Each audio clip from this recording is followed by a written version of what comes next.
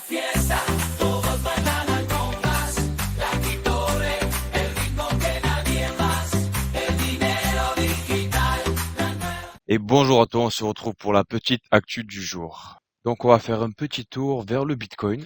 Donc comme on peut le voir, le Bitcoin était sorti de son bull flag et par le bas du coup. Et là, toutes les personnes sur Twitter parlent d'un potentiel épaule tête épaule. Donc c'est vrai que ça serait une super figure si elle était validée. Ce serait vraiment sympathique. Donc je te rappelle que ça peut marcher dans les deux sens. Épaule tête épaule. Donc dans le sens normal, ça serait quelque chose comme cela, où on partirait vers le bas. Et dans l'autre sens, ce qu'on est en train de voir ici, on a l'épaule, la tête et l'épaule. Donc si on passerait cette ligne ici, ça voudrait dire que ce serait plutôt bullish et qu'on aurait une montée potentielle jusqu'au 73. Donc il n'y a encore rien de sûr pour l'instant, donc on a juste à attendre pour voir ce qui va se passer et voir si ce épaule tête épaule va bien se produire et va nous amener vers le haut. Donc en journalier, on est à 53 de RSI, donc c'est pas complètement mauvais. On a eu une montée parce qu'on était descendu à 37 de RSI. Donc on a eu une belle poussée vers le nord. À voir si ça continue. Donc concernant le Bitcoin, on peut dire qu'il y a une baisse raisonnable du coup par rapport aux autres cycles. Comme on a pu voir dans le marché avec les précédents bull market qui avaient donné lieu à des corrections de mi-cycle, ce qu'on est en train de vivre aujourd'hui finalement. On avait eu du moins 49% pour le premier bull market, on a eu du moins 71%, moins 36 en 2018, et le dernier en 2021, enfin en 2020 pardon, on avait eu moins 63%. Donc actuellement on est à moins 20%. Donc c'est pas impossible qu'on corrige encore. Ok. Après ce qu'il faut prendre en compte, forcément, il y a l'arrivée des ETF qui apportent une pression acheteuse. Et en général, c'est plutôt des investisseurs qui investissent et regardent sur plusieurs années. Donc on n'est pas trop sur des traders type crypto qui vont faire de l'achat et de la revente rapidement. Ensuite, deuxième chose, il y a que le moins 63% qu'on a connu en 2020, il y avait le Covid. Donc la crise Covid a peut-être augmenté cette baisse et on aurait peut-être eu moins, tu vois. Si je te zoome sur le graphique, le Covid était arrivé à cette période-là. C'est là qu'on avait connu un crash vraiment très violent. Donc, est-ce qu'on n'aurait pas eu juste une petite baisse en s'arrêtant peut-être au moins 30%? C'est pas impossible. Dans tous les cas, ce qu'on sait, c'est que plus le Bitcoin sera capitalisé, plus le marché des cryptos sera élevé et moins les corrections seront importantes. Donc, moins 20%, est-ce qu'on est arrivé au bout? Je ne le sais pas, personne ne peut le savoir. Dans tous les cas, je pense que c'est bien de garder des stablecoins pour pouvoir acheter plus bas. Donc, est-ce que ce épaule tête épaule marquerait la fin de cette correction de mi-cycle? Je ne le sais pas. Après, il y a plusieurs zones de stop qui sont peut-être à aller chercher, notamment jusqu'au 52. Ça nous ferait une correction du coup de moins 30. Ça serait pas complètement déconnant. Le marché crypto prendrait un gros coup. Ça permettrait aussi dans un second temps de rendre plus sain le marché pour repartir de plus belle. Ce qu'il faut se dire, c'est que plus on corrige fort et plus la consolidation va être élevée. Comme je te le rappelle, il faut voir ça comme une voiture. On n'est pas sur une Ferrari ou une Lamborghini, on est plus sur une Renault 5, d'accord? Parce que le Bitcoin commence à être capitalisé, c'est pas non plus du Apple, d'accord? Mais on n'est pas en 2011. Ça veut dire que pour monter à 100 km/h, ça va mettre du temps, faut accélérer, etc. Ça se fait pas en 3 secondes. Donc, plus on consolide, plus ce sera long. Et comme on dit, plus c'est long, plus c'est bon. Donc, voilà. Sur cette petite note d'humour, je te dis juste qu'en gros, faut pas s'inquiéter, dans tous les cas, ça remontera. Il y a plein de signes avant-coureurs qui nous donnent l'intuition que le marché n'est pas à sa fin. D'accord? Donc, dans tous les cas, si tu es investi, patiente. Euh, Essaie de te déconnecter si ça te fait du mal. Moi, c'est ce que je fais parfois quand il y a des grosses baisses. Voilà, je regarde juste les pourcentages des cryptos qui m'intéressent, qui ont baissé ou qui ont élevé, mais je regarde pas le prix de mon portefeuille. Parce que ça, c'est le pire truc à faire. Quand tu passes admettons, 100 000 à 50 000, laisse couler. Regarde juste ta watchlist avec les cryptos qui t'intéressent et essaie de garder un peu de stablecoin. Et voilà, rentre sur les bons projets, patiente, sois fort et dans tous les cas, ça va aller vers le nord. Si tu dézoomes, tu verras que ça fait ça. Ensuite, en rapport avec le Bitcoin, on a l'entreprise de minage Marathon qui a augmenté ses bénéfices nets de 184% au premier trimestre 2024. Donc ça, c'est une super nouvelle pour le minage et du coup pour l'écosystème de la crypto en général. Malgré le halving qui est arrivé il y a de ça 2-3 semaines, je te rappelle qu'ils ont une action si tu veux investir dans la bourse pour te diversifier. Tu peux acheter l'action Marathon qui est actuellement en dessous de 20 $ à 19,65. Personnellement, personnellement, moi j'étais investi, j'avais acheté du Marathon et je suis sorti parce que il y a eu des choses qui m'ont pas plu, notamment sur le sell sur la communauté, c'est-à-dire qu'ils ont dump sur la commu pour récupérer de la trésorerie. Et c'est ce qui a fait que le prix n'a pas énormément monté, malgré que le Bitcoin a fait un x2 voire x3 depuis son plus bas. Et quand tu regardes le prix et le cours de l'action Marathon, il y a vraiment une perte à gagner sur tous les investisseurs. Donc moi j'ai décidé de sortir de ce projet-là. Mais si le minage t'intéresse et si tu veux mettre de l'argent en bourse, c'est potentiellement des actions qui peuvent être payantes en tout cas. Donc voilà, tu peux garder ça dans un coin de ta tête, mais n'oublie pas que ça suit le Bitcoin, donc c'est quand même très volatile. Ensuite, concernant le marché dans son ensemble, il y aura une annonce qui est le CPI, mercredi 15 mai 2024. Oui, c'est ça. À 14h30 du coup, heure française.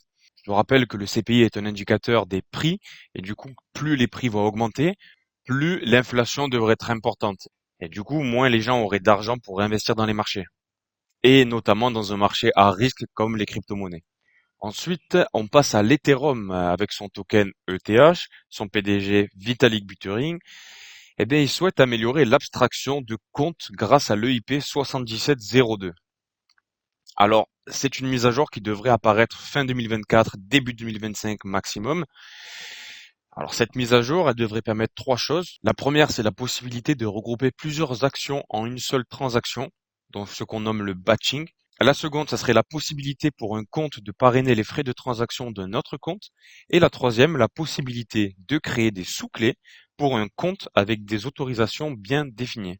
Donc je te rappelle, on est dans une ère où tous les protocoles, toutes les entreprises de la crypto-monnaie veulent rendre plus accessible en fait le monde des crypto-monnaies et la manière dont on achète, la manière dont on swap, etc. De la même manière où Uniswap a mis en place des nouvelles techniques pour pouvoir poser des orders, eh bien Vitalik Buterin vise à rendre plus accessible ce monde de la crypto-monnaie et notamment quelque chose qui est très intéressant, qui n'est pas dit dans cet article, c'est que je pense que les influenceurs vont se frotter les mains parce que la possibilité pour un compte de parrainer les frais de transaction sur un autre compte, donc ça pourrait permettre finalement de faire un système gagnant-gagnant pour les personnes qui ramènent des personnes sur un protocole, un peu comme des échangeurs décentralisés, mais aussi sur des comptes bancaires. Tu vois, comme avec Revolut ou Boursorama, si tu invites quelqu'un de ta famille, cette personne gagne 150 euros, etc. Donc en fait, le parrain recevrait une partie du coup des frais générés par son filleul finalement, et je trouve ça plutôt fair. Enfin, pour la semaine prochaine, il y aura des choses qu'il faudra qu'on regarde ensemble, notamment, comme je te l'ai dit, l'IPC, l'indice sur les prix, et il y aura aussi l'inscription hebdomadaire au chômage en Amérique. Donc ça, c'est des informations qui peuvent être très importantes, notamment pour le marché traditionnel, mais aussi pour la crypto-monnaie. Cette annonce-là, elle arrivera le 16 mai à 14h30. Donc c'est quelque chose qu'il faudra suivre, d'accord, et faire attention de ne pas se faire avoir par la volatilité. Concernant Trump, si tu as vu ma dernière vidéo daily, je t'ai expliqué que justement Trump avait fait une annonce comme quoi il était favorable aux crypto-monnaies et au Bitcoin. Et suite à ça, le token Trump a vraiment explosé. Il a fait un x2. Je te rappelle que ce token-là est capitalisé à 250 millions de market cap, donc c'est plutôt énorme. Donc tu vois, ça c'est vraiment la crypto-monnaie. Il suffit qu'il y ait une annonce d'une personne célèbre et boum, tu fais un x2, c'est une dinguerie. Mais à ne pas oublier que si tu fais un x2, tu peux faire un divisé par 2. La volatilité, elle est dans les deux sens. Donc comme tu peux le voir, on est passé de 4 et on est monté carrément ouais, au 7,50. On a quasiment fait un x2. Donc c'est plutôt incroyable, surtout que c'est un fucking shitcoin. Donc les annonces de Trump, qui est un futur candidat à l'élection présidentielle américaine en 2024, peuvent faire de gros remous, notamment dans le marché crypto, parce que comme tu le vois, dès qu'il fait une annonce, bah, il y a tout qui pète vers l'eau, quoi. Donc c'est plutôt incroyable. Ensuite, en termes de belles performances, moi ce que j'ai pu remarquer dans ma watchlist et du coup mon wallet, c'est qu'il y a eu des tokens sur l'intelligence artificielle qui ont vraiment bien pump. Ça a vraiment bien performé, notamment avec LivePeer, LPT, qui a pris 13%. Donc tu vas me dire, ce que je vais te présenter là, il y a de l'IA, il y a du Dépine, mais on va dire, je vais essayer de faire un seul bloc parce que ça se ressemble quand même. Il y a plutôt des similitudes.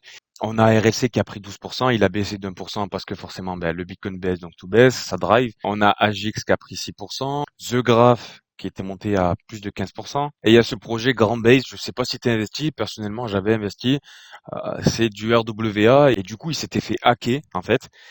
Et ils ont décidé de rendre l'argent à la communauté en faisant un airdrop. Donc c'est à suivre, mais ça commence à faire, surtout qu'ils nous mettaient un tweet tous les jours pour nous tenir au courant, et là ça fait plus d'une semaine qu'on n'a pas eu de tweet. Donc ça commence à faire un petit peu flipper. Donc à voir ce qui va se passer pour la suite.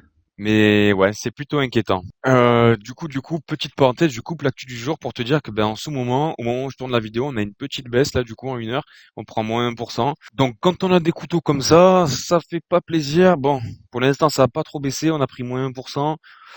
À voir si ça continue. Qu'est-ce qu'il dit le SPX? Le SPX est plutôt baissier aussi, donc putain. C'est peut-être le SPX qui veut combler son gap à l'ouverture de la bourse américaine quand on voit des petites baisses sur le SPX. Voilà, le Bitcoin ça suit derrière, hein, direct. Ça paye cash. Donc là, comme tu peux voir, par contre, le projet vraiment que je suis, c'est Bitensor. Je te le répète à chaque fois, mais on a un flag, un drapeau qui est vraiment baissier. Je te rappelle que quand on a une figure, je vais te la dessiner rapidement, quand on a une figure comme ça qui range en général, c'est plutôt mauvais signe. C'est-à-dire qu'on peut baisser vers le bas. Bon, peut-être pas autant, j'ai forcé, moi, je suis un forceur, tu connais. Et notamment que, voilà, on a eu un plus bas à 339. Si on le casse vers le bas, bon, on pourra aller chercher encore plus au sud. Donc à voir. Personnellement, moi, ce que je recherche, ouais, c'est la ligne des 300. La ligne des 300, je vais recharger fort parce que c'est vraiment un projet Bitensor qui me plaît énormément. OpenAI a été évalué à 80 milliards de dollars après l'accord selon le NYT. Donc c'est incroyable. Bitensor, pour l'instant, il est capitalisé seulement à 2 milliards 600 millions. Donc je te dis pas qu'il va aller atteindre les 80 milliards, je dis pas ça. Mais en période de bull market, on peut vraiment atteindre les 10 milliards, les 20 milliards, c'est pas un truc impossible à faire. Donc c'est tout pour aujourd'hui. Je te dis à demain pour une nouvelle crypto daily. Sache que je suis en train de faire une vidéo sur un top 10 de crypto d'intelligence artificielle et ça sortira dans les jours qui viennent. Donc n'hésite pas à t'abonner si ça t'a plu et si ça t'a pas plu, ben abonne-toi quand même. Allez, ciao. En la fiesta.